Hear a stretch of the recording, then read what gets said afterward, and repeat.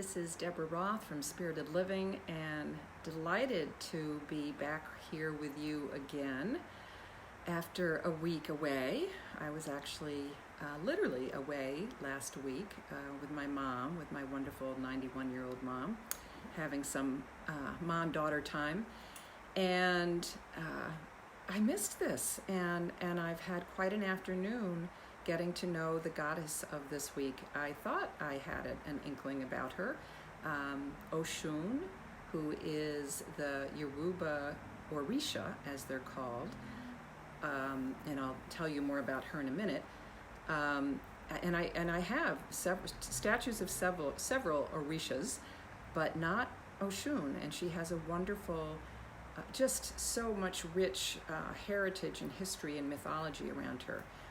So I'm excited to share that with you.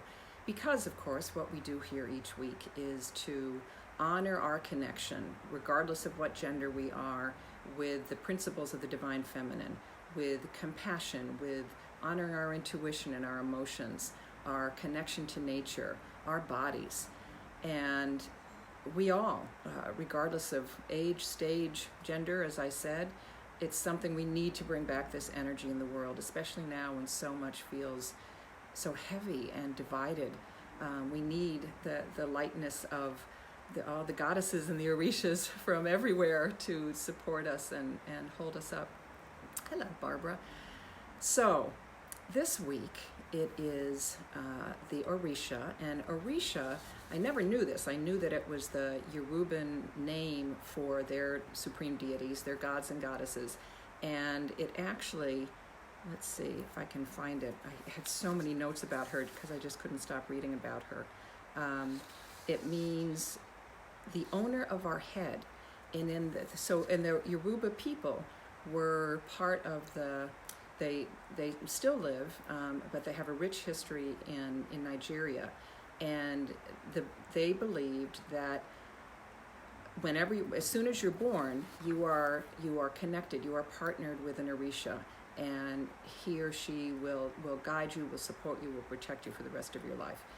And it's the Yoruban people, sadly, were enslaved and brought to this country, but still brought all of their powerful wisdom and the powerful gifts of their Orishas with them.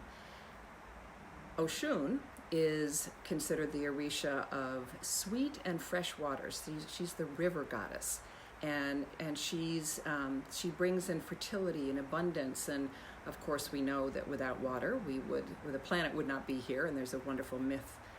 Her creation myth around that is really beautiful. So she's love and purity and abundance and prosperity. Her colors, I'm actually wearing, I don't own a lot of gold jewelry, but I do have a wonderful gold bracelet that my grandmother gave me when I was about, I don't know, I think when I was graduating high school, anyway, one of the few gold pieces of jewelry, but I do have a gold scarf.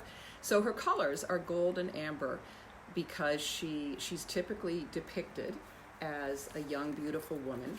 And she is also the goddess, as I said, of fertility and sex.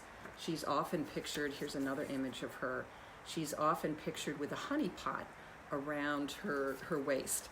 And that's often symbolizes male sexuality. But she is who women pray to and make offerings to for fertility and to protect their children. So some of the stories that I think are just so beautiful about her, part of her creation myth is that the supreme, and I don't want to destroy his name, but the Olodumare is the supreme Orisha, and he sent in the beginning 17 Orishas to Earth to populate it. One of them was the only female Orisha was Oshun, and they were not successful. So she went back and flooded the earth with her sweet waters, and which grew humanity. And literally, without her, the earth would not be here today, is what that myth says. One of the other ones talks about the fact that at some point, all the Orishas decided that they could rule the world by themselves. So they how did they do it? Oh, they stopped obeying Olodumare because they just thought they could run the universe without him. When he found this out, he was so angry that he dried up all the waters on the earth.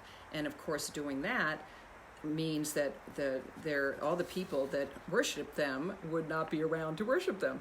So they pleaded with people, please make sacrifices. But at that point, Olodumare was so high in the heavens that he couldn't hear them. And so Oshun took it upon herself to fly up. She transformed into a peacock, and it was a huge flight. It was quite a journey, and as she passed the sun, she was getting more and more tired, and finally made it to where, I'll have to keep practicing his name, Olodumare was residing, and at that point she collapsed in his arms as a vulture, and he was so touched and felt so blessed by her devotion and by her bravery that he healed her and sent her back, got the rivers flowing again as a celebration of her. So she is one of his favorites, and she is, with being a goddess of love, being an Orisha of love, she is with the Yoruban people as well. So she was said to have many husbands and lovers, and she was married to one of the most prominent ones. And at the same time, with all of this beautiful, light, lovely, fertile, pure, loving mythology, she also was known to cause heavy droughts. And floods, of fresh water. Yamaya is the goddess of the ocean, is the Orisha of the ocean. But Oshun, when she was carried here, I think she was originally Osun, but I think it's pronounced Oshun. I've always known her as Oshun, but that means nothing. I'm no expert. But Osun, Osun, is the same one. In Brazil, she became known as Ochun, and in Cuba, I think it's Oxun, Oxun. So she is really prevalent everywhere and this is what I love this. So not only is she well known in the Caribbean countries and celebrated and honored in the Caribbean countries, but every year there is a festival, and probably should have mentioned this at the beginning, why we're celebrating her today. We are actually in the middle of the revered annual festival that celebrates Oshun in Nigeria. And it has a history apparently of like 700 years.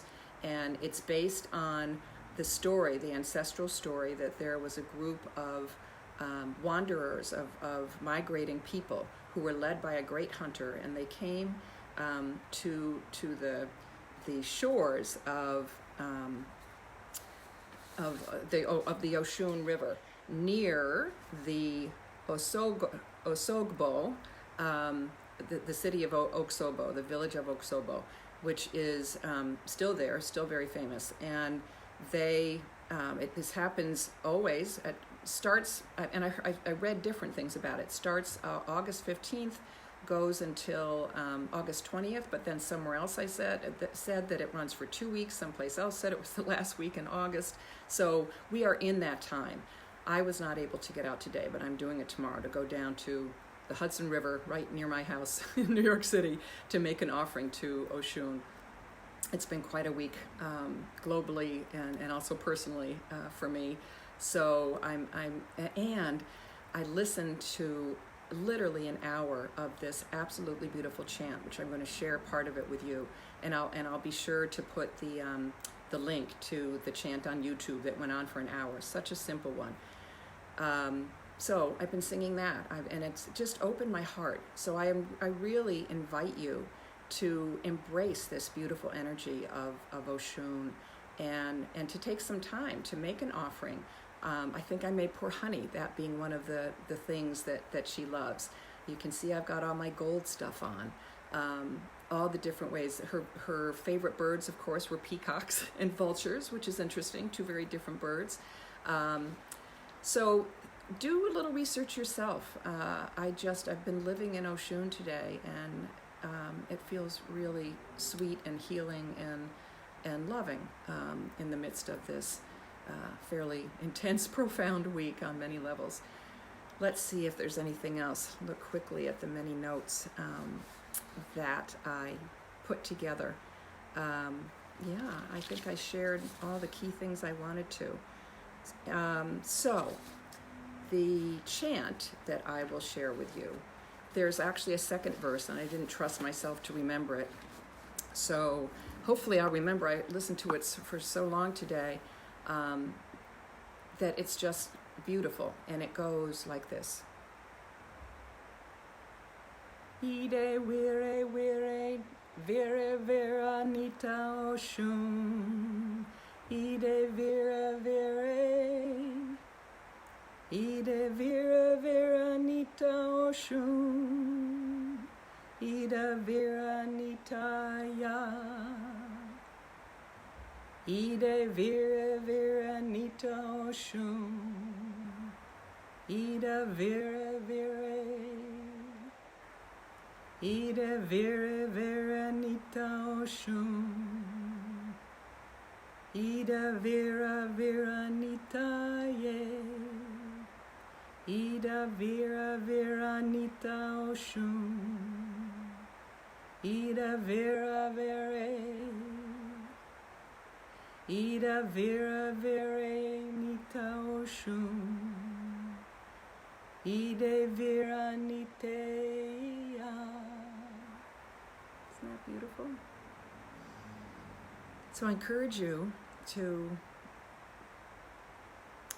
sing that and go listen. Just have it playing in the background as I did today, and feel healed and loved and supported and fertile. If you want to have a baby, call out to Oshun for protection for all of the things that she represents. She really is a blessing for all of us, and I hope you carry her in your hearts during this last week in August, when she is being celebrated so joyously and reverently with offerings, with singing and dancing, and they play a 500-year-old bell, I think it is. Is it a bell? Some piece and they cleanse the town. So do a little bit of cleansing and ring your bell. My Tibetan bell is full right now, has some things in it. But just do some cleansing of your space and allow her into your hearts this week. I'd love to hear what you do. Thanks for being with me, and we'll see you next week. Blessings.